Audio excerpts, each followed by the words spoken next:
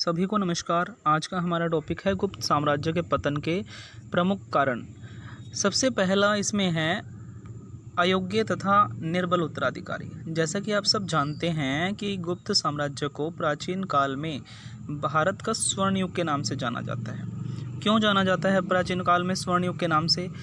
क्योंकि ये जो साम्राज्य था आर्थिक दृष्टि से इतना संपन्न था। सबसे ज़्यादा सोने के सिक्के जारी करने वाला कौन था? गुप्त साम्राज्य। इसकी स्थापना किसने की थी? श्रीगुप्त ने। इसका वास्तविक संस्थापक था चंद्रगुप्त प्रथम, और इसका शक्तिशाली शासक था, जो सबसे शक्तिशाली था, चंद्रगुप्त सेकंड विक्रमादित्य, जिसने विक्रमादित्य की उपाधि धारण की।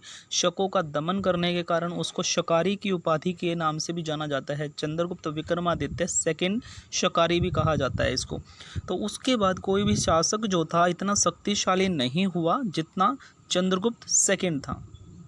तो ये भी इसका कारण रहा कि इसके साम्राज्य में पतन की जो भूमिका है वो उसके उत्तराधिकारी, अयोग्य उत्तराधिकारी भी निभाते हैं। सेकंड है शासन का संघात्मक स्वरूप।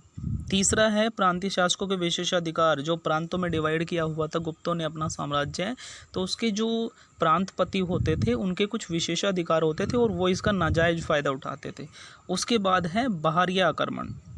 बाहरी आक्रमण मोस्टली गुप्त साम्राज्य के समय हूण एक जाति थी, वो भारत पर बार बार अटैक करते थे, क्योंकि पता है भारत सोने की चिड़िया है। भारत आर्थिक दृष्टि से गुप्त साम्राज्य में सबसे शक्तिशाली है। आर्थिक दृष्टि से बहुत ज़्यादा पैसा है, सबसे ज़्यादा सोने के सिक्के इसी टाइम में जारी किए गए। उसके बाद उच्च पदों का आनुवंशिक होना। आनुवंशिक मतलब पीढ़ी दर पीढ़ी। जैसे उच्च पद किसी भी योग्यता के आधार पर डिवाइड नहीं किए जाते थे। उच्च पद जो थे आनुवंशिक रूप से पीढ़ी दर पीढ़ी एक दूसरे के पास चलते थे। उसके बाद है बौद्ध धर्म का पतन। बौद्ध धर्म का पतन धीरे धीरे हो रहा था। उसके बाद है उत्तराधिकार का युद्ध। जैसे कोई भी राजा मर जाता है तो उसके बेटों में उत्तराधिकार के लिए, गद्दी के लिए युद्ध छिड़ जाता है।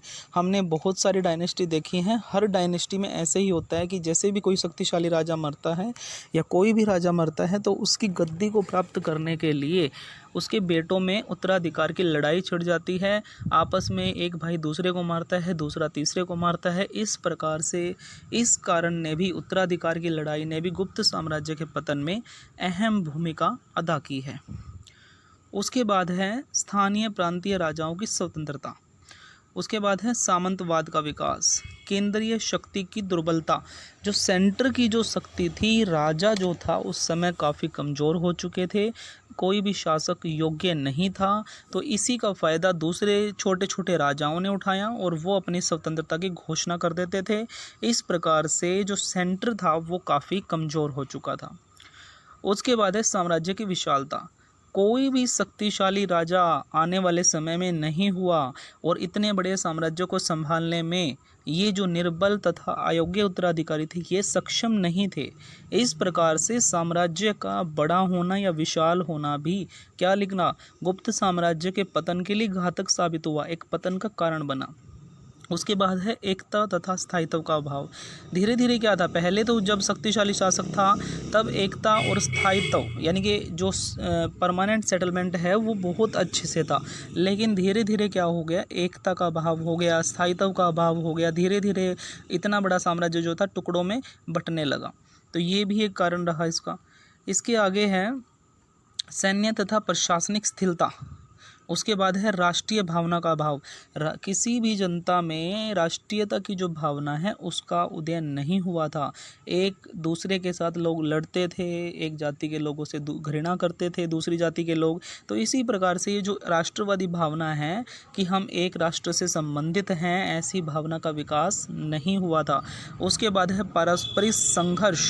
अंतिम है पारस्परिक संघर्ष एवं